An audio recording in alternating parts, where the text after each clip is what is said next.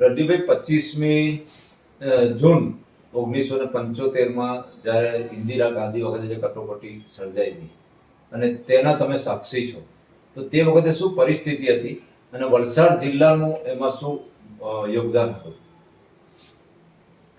ભારતના ઇતિહાસનો કાળામાં કાળો દિવસ હતો. ભારતીય લોકતંત્ર ઉપર પ્રહાર કરવામાં આવ્યો. ભારતમાં જે આત્મા છે એ આત્માનું હનન કરવામાં આવ્યું અને એ આત્માનું હનન એટલા માટે કરવામાં આવ્યું કે પોતાની સત્તા એમના હાથમાંથી જતી રહે. કોઈ પણ વસ્તુ એકાએક નથી થતી.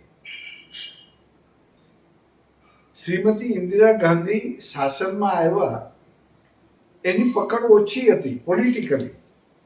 આ ખૂબ જ મહત્વની વસ્તુ છે. હું 55 વર્ષ પહેલાનો ઇતિહાસ કહું.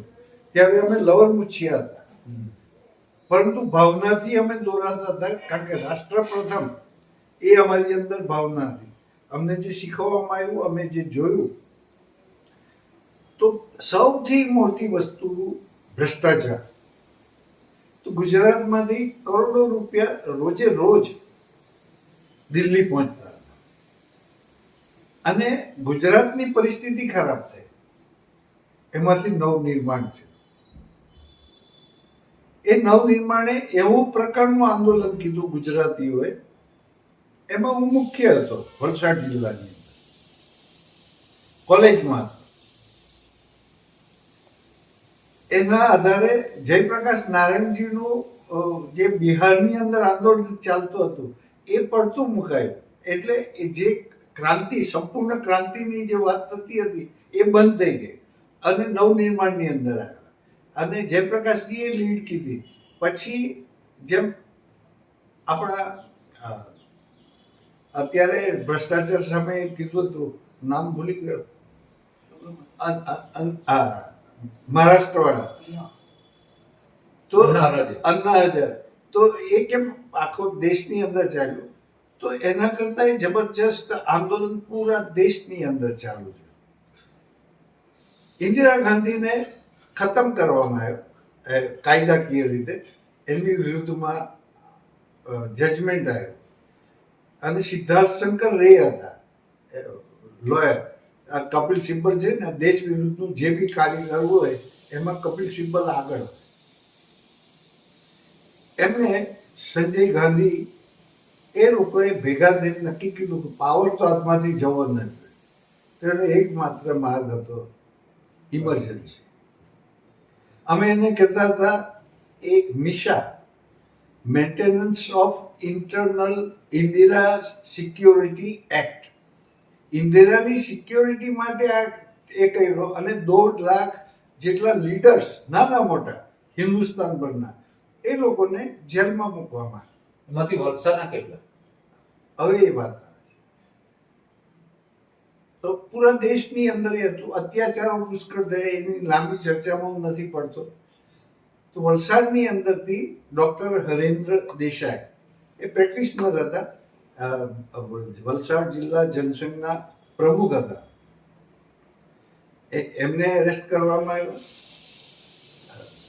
અમરનાથ પાંડે, શરદભાઈ દેસાઈ, શાંતિલાલ પટેલ ધરમપુર, મનુભાઈ કુંવરજી દેસાઈ મોરાય, એ અટલજીના ટાઈમથી હતા અને અમારા માર્ગદર્શક પણ હતા. અમારી શક્તિનો ઉપયોગ એમણે સમાજ માટે, રાષ્ટ્ર માટે કીધો હતો. ત્યાર પછી પ્રભાકરભાઈ બિલ્લીમોરા, રાવજીભાઈ અમીન નવસારી, એ પ્રમાણે લલ્લુભાઈ પટેલ, એ આપણા જિલ્લા પંચાયતના પ્રમુખ પણ હતા. એવા 16-17 લોકો અમે જેલની અંદર હતા. ગજાનંદ પટેલ, કારણ કે અહીંયા બધાને તકલીફ આપતા હતા, એટલે અહીંના કોંગ્રેસીઓએ એને ઠેકાણે પાડવા માટે મિશાની અંદર એનો દુરુપયોગ, જે દુરુપયોગની વાત કરીએ ને, એમને મૂક્યા હતા. હું પોતે હતો, હું અંડરગ્રાઉન્ડ હતો.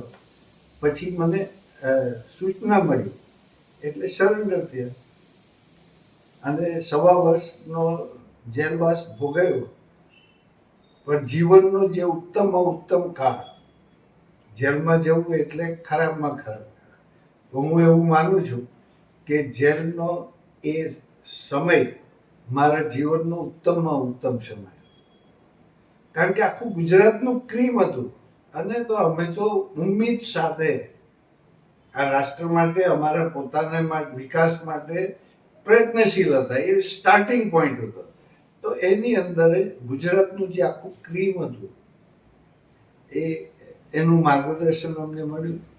અને પછી જીવનભર જે કાર્ય કરવાનું નેશન ફર્સ્ટ એ કરતા રહે. આજે સરકાર તરફથી આજે ઉજવવામાં આવ્યો આજનો દિવસ 50 વર્ષ પછી, તેના માટે તમારું શું મંતવ્ય? ઉજવવું જ જોઈએ, ઉજવવું જ જોઈએ. અને એ આવશ્યક છે. હિસ્ટ્રી, લોકોને હિસ્ટ્રી ખબર પડવી જોઈએ. જો હિસ્ટ્રી નવા જનરેશનને ખબર ન પડે તો પછી એનો મતલબ નહીં. એ મારા ગ્રાન્ડસને એની ગ્રાન્ડ મધરને પૂછ્યું કે દાદા એ હું શું ગુનો કરેલો કે એને જેલમાં મૂકેલા? એટલે કોઈ ગુનો કીધો એટલે તો જેલમાં જવાનું. તો આપણી હિસ્ટ્રી છે. અને મેં તો અહીંયા આપણું બાબુભાઈ જસભાઈનું રાજ હતું, આપણી પાર્ટીનું હતું, જનતા પાર્ટી અને જનસંઘનું. એટલે અહીંયા ઇફેક્ટ શરૂઆતની અંદર ઓછી હતી, પણ અમને આદેશ મળ્યો. તો તે વખતે તો બહાર ફરવું કે બીજું કંઈ પણ કરવું એટલે બહુ ડેન્જરસ કામ. તો આપણે હિંમત કીધી,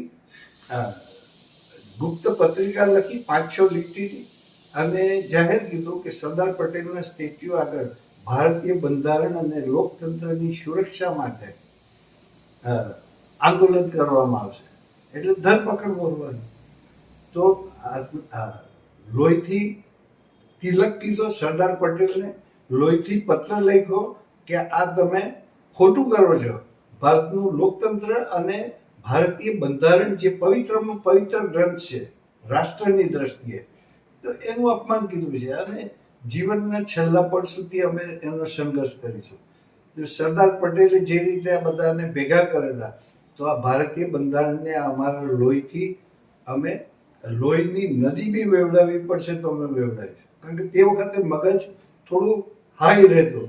હા, તોડી નાખો, ફોડી નાખો. હા, એ રીતનું હતું. મારા મગજમાં એ રીતનું આવ્યું.